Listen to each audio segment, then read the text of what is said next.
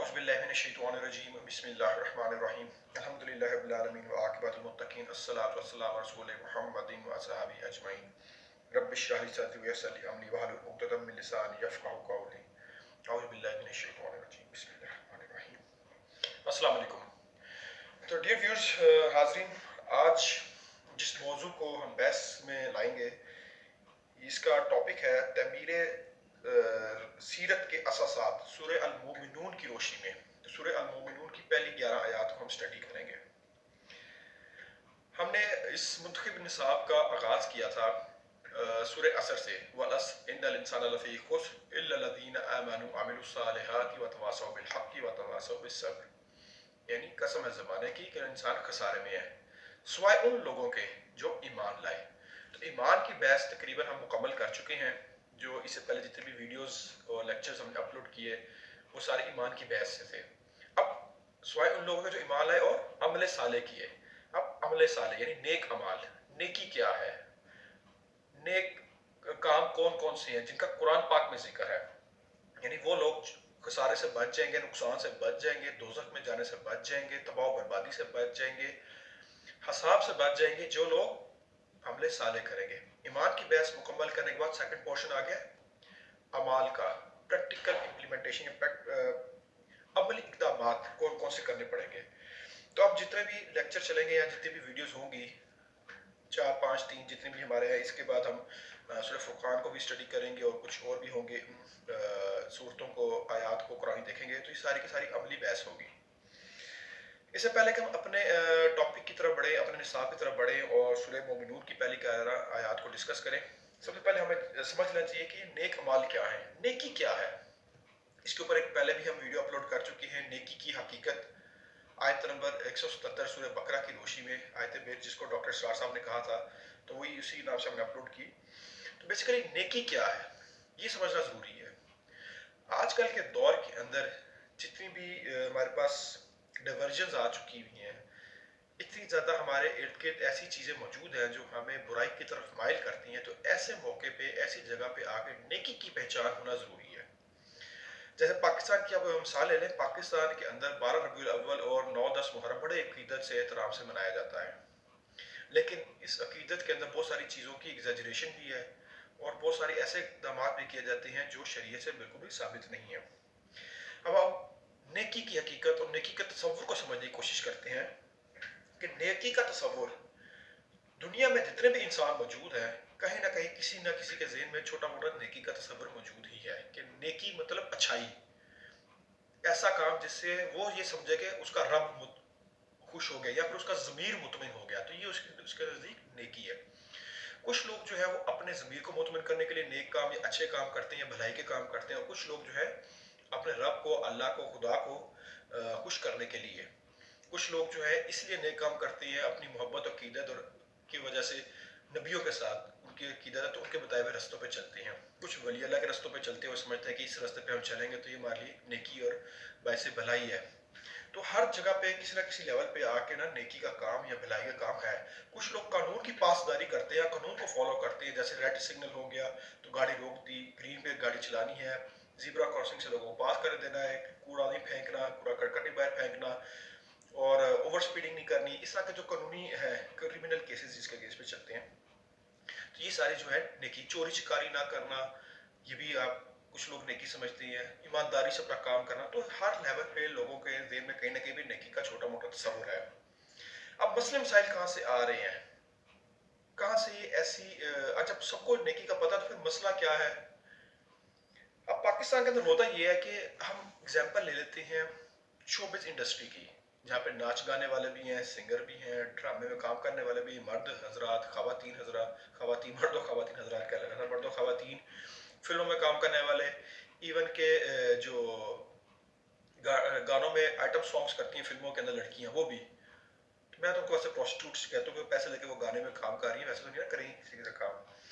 تو انفارچونیٹلی ان کے نزدیک نیکی کا تصور یہ ہے کہ جیسے ہی یکم محرم آتی ہے، یکم محرم کا چاند نظر آتا ہے، تو یہ انسٹاگرام پہ یا پھر فیس بک پہ، ٹویٹر پہ ٹویٹ کر دیتی ہیں یا پھر ایک اسٹیٹس اپلوڈ کر دیتے ہیں کہ 10 محرم تک ہم اپنی شوبز کی ایکٹیویٹیز کو بند کر رہے ہیں.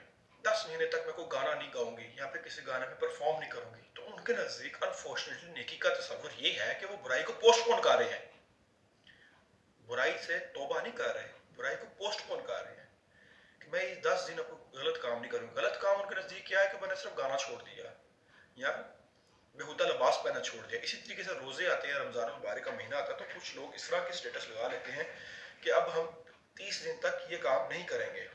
भाई आपने इरादा किया 30 दिन का कि उस 30 दिन के लिए आपने सिर्फ उस पर्टिकुलर बुराई से, पर्टिकुलर चीज से अपना हाथ खींच लिया है, लेकिन इनफैक्ट आपने तौबा नहीं की, आपने बुराई को पोस्टपोन किया कि मैं 30 दिन बाद दोबारा ये बुराई कंटिन्यू करूंगा, ये इस इरादे से आपने किया। तो उनके नजदीक नेकी का तस्वर अनफॉर्चुनेटली ये है।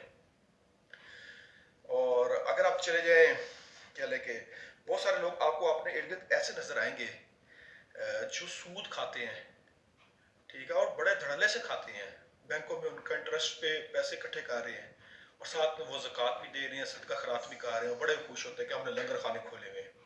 तो जब आपका इनपुट जो है वो हराम है तो आउटपुट कैसे जो है वो ठीक होगा?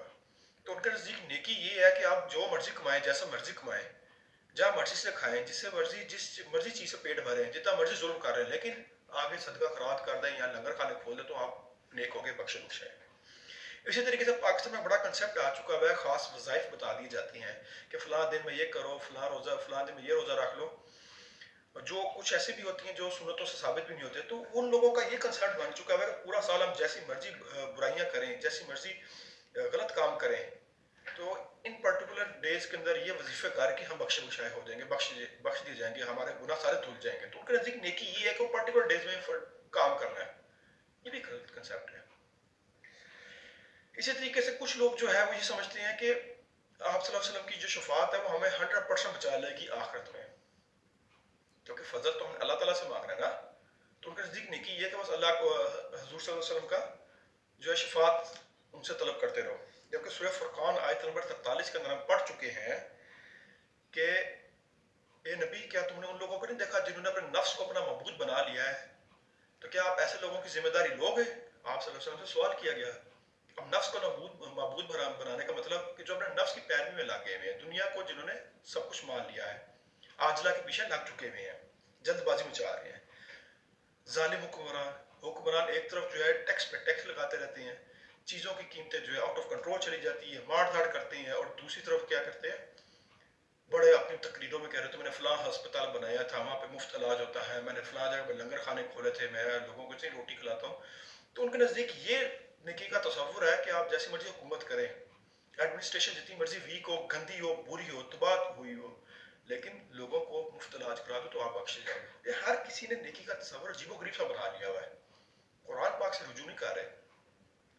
इसी तरीके से अभी कुछ अर्सा पहले आपने देखा था सोशल मीडिया बड़ा वायरल हुआ, एक फुटबॉलर थी, मोरक्को की थी शायद, उसकी बड़ी हाइप है कि वो फर्स्ट हिजाब पहने हुई फुटबॉलर है। यार क्या फुटबॉलर है, मतलब कि उसने सिर्फ हिजाब ले लिया, सर पे ऐसे कपड़ा लपेट लिया, शॉर्ट्स पहनी हुई और नीचे टाइट लेगिंग्स पहनी हुई, और जो लिबास उसका बाकी का था वो उसको कोई नहीं देख रहा। या क्या ये हिजाब से पूरा हो गया? सूरह नूर में क्या फरमाया गया है कि चादरों को सीनों पे रखो, अपने कदम आराम से रखो ताकि तुम्हारी जीनत की नुमाइश ना हो, तुम्हारी जीनत का पता ना चले। अब जिस लड़की ने सिर्फ सर पे ऐसे लपेट के कपड़ा, हिजाब, सो कॉल्ड हिजाब मैं बल्कि कहूंगा, और दौड़ती फिर रही है, कभी लेट रही है ग्राउंड में, कुछ कर रही है, तो उसके नजदीक नेकी का तस्वर ये कि मैंने हिजाब ले लिया, मैंने बहुत बड़ा पर्दा कर लिया। इसी तरीके से बहुत अरसा पहले फ्रांस में चला था बुर्किनी का कंसेप्ट कि जिन मुस्लिम खवातीन ने बीच पे जाना है वो बुर्किनी पहन ले।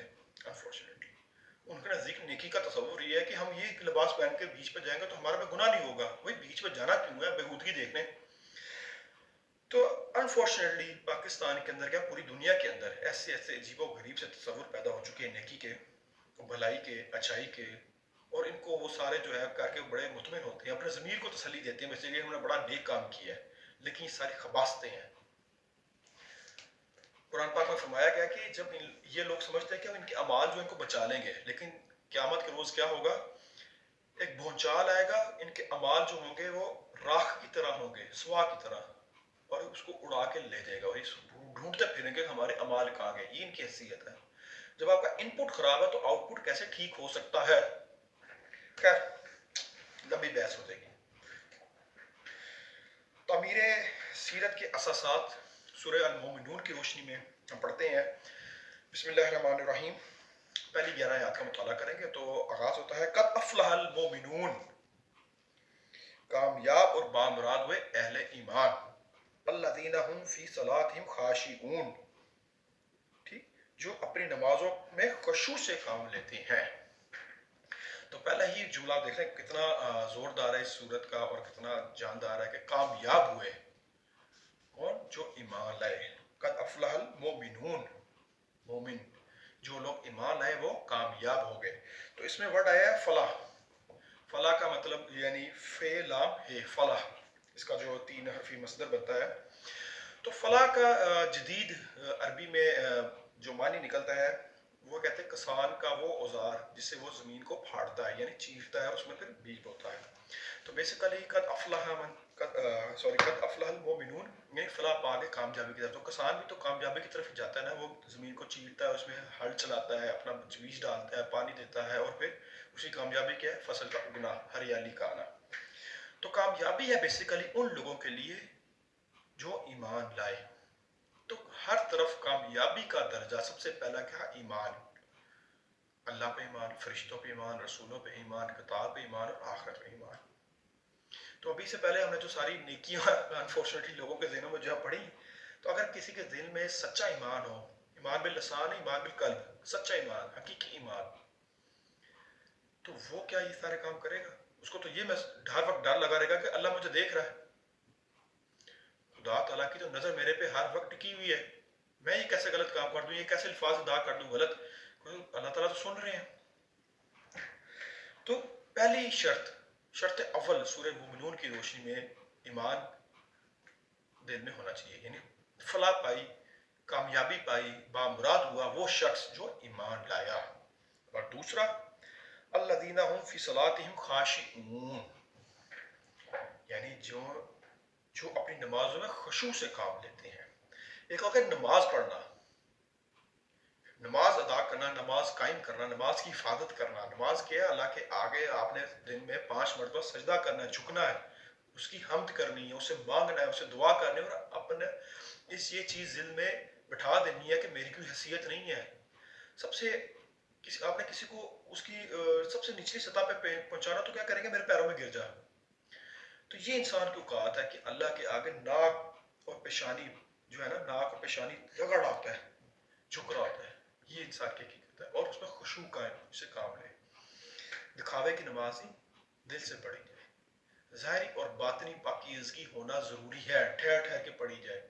نماز کو اس کے جو ہے نا کہہ لیں کہ حقوق، جو نماز کے حقوق ہیں وہ باقاعدگی سے ادا کیے جائیں. مسجد میں جا کے پڑھی جائے. جسم کی پاکیزگی، من کی پاکیزگی، قلب کی پاکیزگی، یہ سارا کچھ ہونا ضروری ہے. تو صلاتہم، صلاح جو ہے سوات لام تا، سوات لام یا، جو اس کا بیسیکلی 3 حرفی مصدر ہے، اور اس کا بیسیکلی معنی ہے متوجہ ہونا. ٹھیک ہے، کسی کی طرف توجہ، آپ کا کسی کی طرف چہرہ ہو جانا، یا جب آپ کسی کی طرف بات کرتے ہیں تو فل توجہ سے بات کریں. تو بیسیکلی نماز جو ہے وہ اللہ تعالیٰ سے ہم کلام ہونے کا ذریعہ ہے. آپ فل توجہ سے پڑھیں. ٹھیک ہے، یہ نہیں کہ کبھی سر کھجا رہے ہیں، کبھی پاؤں کھجا رہے ہیں، کبھی ادھر دیکھ رہے ہیں، کبھی ادھر دیکھ رہے ہیں. جلدی پڑی ہوئی ہے کہ میں جلدی جو ہوں نماز ادا کروں، پھر جا کے کوئی مووی پہلے چل رہی تھی اس کو پاز کر آیا ہوں اور آ کے وہی برائی کنٹینیو کروں. کرکٹ میچ کے دوران ہم نمازیں چھوڑ دیتے ہیں. انفارچونیٹلی ہمیں جلدی ہوتی ہے کہ جلدی اوور نہ نکل جائے. بریک آتی ہے تو میں نماز پڑھتا ہوں، اوور بریک میں نماز پڑھ لوں گا. یہ ایسی نہیں، خشوع کے ساتھ. پھر فرمایا گیا والذین هم عن اللغو معرضون، اور جو بیکار اور بے مقصد باتوں سے اعتراض کرتے ہیں. لغو باتوں سے، لغو بات کس کو کہتے ہیں؟ فضول. اچھا، 2 چیزیں ہوتی ہیں. ایک تو ہوتا ہے نا ایسا کام جو شریعت کے منافی ہے تو وہ تو گناہ میں آ جائے گا. ایک وہ ہے جو شریعت کا منافی تو نہیں ہے لیکن ٹائم ویسٹنگ ہے، وہ لغو، بے فائدہ، بے مقصد، جس سے آپ کا وقت ضائع ہو رہا ہے. تو قیامت کے روز انسان جو ہے پچھتائے گا کہ ہائے ہائے میں نے وہ وقت ایویں ضائع کیا، میں اس دوران بھی اللہ کا ذکر کر لیتا تو آج میری نیکیاں زیادہ ہوتی. قیامت کے روز ہم کریں گے، سارے کریں گے، انکلوڈنگ می. تو لघु باتیں کون کون سی ہے؟ سب سے پہلے تو سیاسی گفتگو جو ہمارے ہاں بہت عام ہے، ٹاک شوز چل رہی ہوتی ہیں، اتنی گھٹیا اور نیچ لیول کی گفتگو وہاں پہ ہو رہی ہوتی ہیں، فضول باتیں ہو رہی ہوتی ہیں، اور یہ ہماری دلوں میں ہمارے گھروں میں آ چکا ہوا ہے۔ خاندان ایک دوسرے سے لڑ پڑے ہیں، دوستوں کے آپس میں دوستیاں ختم ہو گئی ہیں، میاں بیوی کی لڑائی ہو جاتی ہے سیاسی گفتگو کی وجہ سے، اور یہ شیطان کا بڑا اسٹرانگ ہتھیار ہے آج کے دور میں۔ دوسری، دینی گفتگو نہیں، مذہبی ہم مذہبی بحث میں پڑ جاتے ہیں گھروں میں، ٹھیک ہے۔ انفارچونیٹلی دو مختلف مکتب فکر کو آپس میں ٹکراؤ کا باعث بنا دیتے ہیں اس بحث کے اندر۔ آگے آپ دیکھیں گے بہت سارے چینلز پر ایسے نظر آئیں گے، بہت سارے ایسے اینکرز گزرے ہیں جو کرتے رہے ہیں، تو یہ بھی لگو بات ہے، یا تو آپ حق بات کریں یا نہ کریں، ٹھیک۔ تو ایسے لوگ جو لغو باتوں سے پرہیز کرتے ہیں، اور اگر کہیں لغو بات ہو جائے، ان کے بے فائدہ میں مقصد بات ان کے سوچ میں یا ان کے ذہن میں یا کانوں میں پڑ جائے تو وہاں سے چل پڑتے ہیں۔ یہ آپ سورہ فرقان میں پڑھیں گے کہ وہ جب بھی کوئی بےہودہ بات یا بے مقصد بات یا بے فائدہ بات یا ایسی بات کی طرف ان کو توجہ دلائی جائے جس کا آخرت سے لینا نہیں، تو وہ کہتے ہیں میرا ایسا کوئی لینا نہیں، وہ چپ کر کے چل پڑتے ہیں۔ سیاسی گفتگو، کھیلوں کی گفتگو ہر وقت چلتی رہتی ہے، کرکٹ سارا دن بیٹھ کے دیکھنا، 9 گھنٹے کا ون ڈے میچ ہوتا ہے، ٹائم ویسٹنگ ہے۔ ویڈیو گیمز موبائل پہ بہت زیادہ آ چکی ہوئی ہیں، پہلے تو ویڈیو گیمز ہوتی تھیں، اب تو موبائل کے اندر ہی ساری ویڈیو گیمز چلتی ہیں۔ یہ ساری کیا ہے؟ ٹویٹر، فیس بک، ٹویٹر تو نہیں، وہ ایکس ہو گیا ہوا، انسٹاگرام، اسنیپ چیٹ، ٹک ٹاک، یہ کیا ہے؟ یہ ساری لغو باتیں، فضول چیزیں، بے مقصد بے فائدہ چیزیں۔ یوٹیوب، اگر تو آپ اس کے تھرو دین کا کام لے رہے ہیں یا کوئی پروڈکٹیو کام کر رہے ہیں، ٹھیک ہے، یا کوئی نئی اسکل سیکھ رہے ہیں یا سکھا رہے ہیں تو ٹھیک ہے، وہ سمجھ میں آتی ہے۔ لیکن اگر بیٹھ کے آپ نے صرف دوسروں کی ویڈیوز سارا دن دیکھتے رہنے ہیں، وہ شارٹ ویڈیوز، ریلز، ایسے بےہودہ کام ہی کرنا، اس کا کیا نان سینس۔ اگر ڈانس کی ویڈیوز، ڈانس لگا دی، ایک لڑکی آئی تھی، اس سے ڈانس کیا، 2 دن کے اندر 3 کروڑ روپیہ کما لیا، بڑی سوشل میڈیا پہ وائرل کیا، یار فضول حرکت کی، اور جو سارے لوگ دیکھ کے ٹرینڈ فالو کر رہے ہیں۔ ٹرینڈ فالو کرنے کا ہے، یہ لغو چیزیں، بے مقصد بے فائدہ چیزیں، یوز لیس ہیں، ان کا آخرت سے کوئی لینا دینا نہیں۔ تو جو مومنین ہیں، جو عمل صالح ہیں، وہ کرنے والے لوگ ہیں، وہ ان چیزوں سے پرہیز کرتے ہیں۔ والذین هم للزکاۃ فاعلون، اور جو تزکیے نفس پہ مسلسل کاربند رہتے ہیں، یعنی زکوٰۃ دیتے ہیں۔ تو زکوٰۃ اللہ تعالیٰ نے ہم پہ واجب کی ہے، لازم کی ہے، فرض کی ہے، وہ ہم پہ دینا ہر صورت دینا لازم ہے۔ سال کے اینڈ میں دیں، سال کے دوران دیں۔ ہم پاکستان میں انفارچونیٹلی کنسیپٹ یہ ہے کہ یکم رمضان کو بینک میں پیسے کٹ جاتی ہیں، روزوں میں لوگ زکوٰۃ کرتے ہیں۔ بھائی زکوٰۃ کا کوئی فکس مہینہ نہیں ہے، اب جب مرضی کر لیں، ٹھیک۔ تو پہلا کیا؟ قد افلح، فلاح پا گئے وہ لوگ جو ایمان لائے، جنہوں نے نماز میں خشوع قائم کیا، لغو باتوں سے، فضول باتوں سے، بے مقصد باتوں سے پرہیز کیا، اجتناب کیا، اور پھر زکوٰۃ دی۔ اب آتی ہے 5ویں چیز، والذین هم لفروجہم حافظون، اور جو اپنی شرم گاہوں کی حفاظت کرتے ہیں، الا سوائے، علی ازواجہم او ملکت ایمانہم فانہم غیر ملومین، اور جو اپنی شرم گاہوں کی حفاظت کرتے ہیں سوائے اپنی بیویوں یا باندیوں کے، لہٰذا ان پر کوئی ملامت نہیں ہے، ٹھیک۔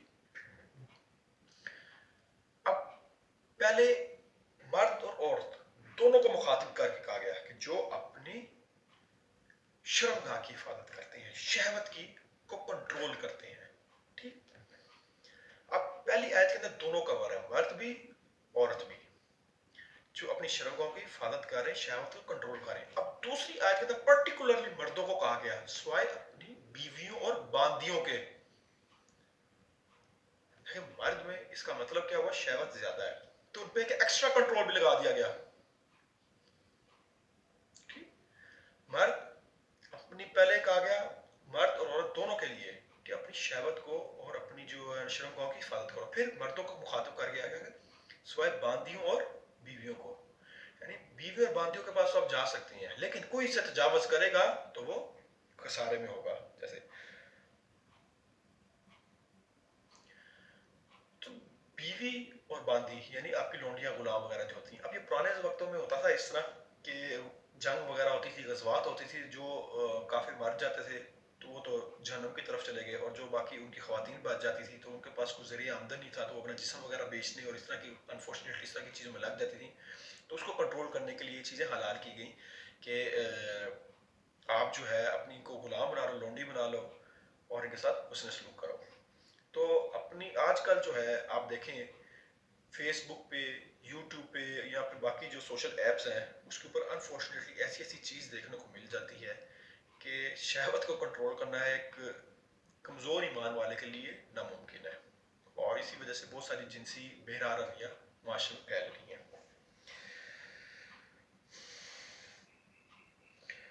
اور آگے فرمایا گیا والذین هم لأماناتهم وعہدهم راعون, اور جو اپنے امانتوں اور اپنے عہد کی پابندی کرتے ہیں.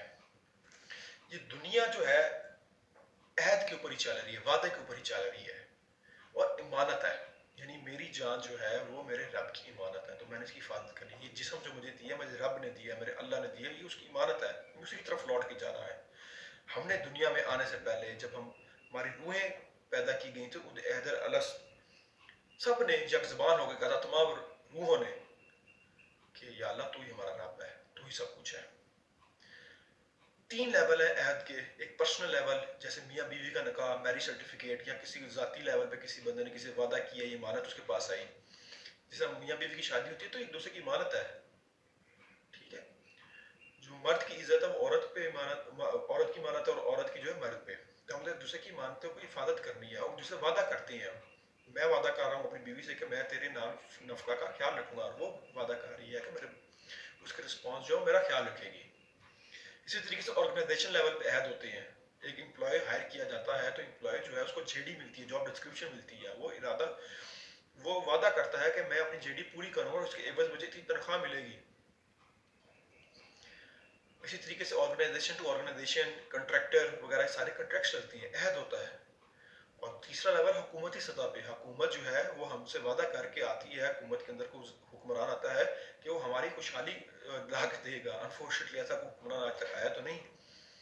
سود وغیرہ سے ہماری جان چھڑائے گا, پاکستان کا قرضہ ختم کرے گا, جو ہوتا نہیں ہے, ہمیشہ بڑھ جاتا ہے. اور ہم اسے وعدہ کرتے ہیں کہ ہاں ہم اپنا کام ایمانداری سے کریں گے, ٹیکس باقاعدگی سے دیں گے, اور بہت سارے لوگ نہیں دیتے ٹیکس, اور ٹیکس زکوٰۃ نہیں دیتے. تو ہر چیز جو ہے عہد پہ چل رہی ہے, اور امانت ہے.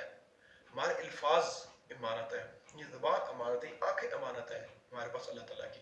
ہر چیز کی حفاظت کرنی ہے. اور جو ایون کہ میٹنگز میں جو چیز ہوتی ہے, ڈسکشن ہوتی ہے, تو وہ باہر لا کے ایکسپوز نہیں کرنی چاہیے. پاکستان میں بڑا کنسیپٹ چل چکا ہے آڈیو لیکس کا. یہ کیا نان سنس, ایک دوسرے کی پرسنل ویڈیوز لیک کرنے کا کنسیپٹ چل چکا ہے. یہ بہت شدید گناہ ہے, گناہ کبیرہ ہے. آپ کسی سے واٹس ایپ پہ چیٹنگ کرو تو اسکرین شاٹ لے کے آگے شیئر ہو جاتی ہیں. یار بات آپ آپس میں کر رہے ہیں تو ایک دوسرے پہ ٹرسٹ لیول بلڈ کر کے کر رہے ہیں, اور آپ کیا کر رہے ہیں, اسکرین شاٹ لے کے سرکولیٹ کر رہے ہیں. نان سینس, گناہ کبیرہ. اور پھر فرمایا گیا والذین هم علی صلاتهم یحافظون, اور جو اپنی نمازوں کی حفاظت کرتی ہے. پہلے فرمایا گیا دوسری آیت کے اندر کہ نماز میں خشوع سے کام لیتے ہو, پھر اب نماز کی حفاظت. نماز کی حفاظت کیا ہے, کہ نماز کے اندر حفاظت کا کیا مطلب ہے, بولو, نہیں پتا؟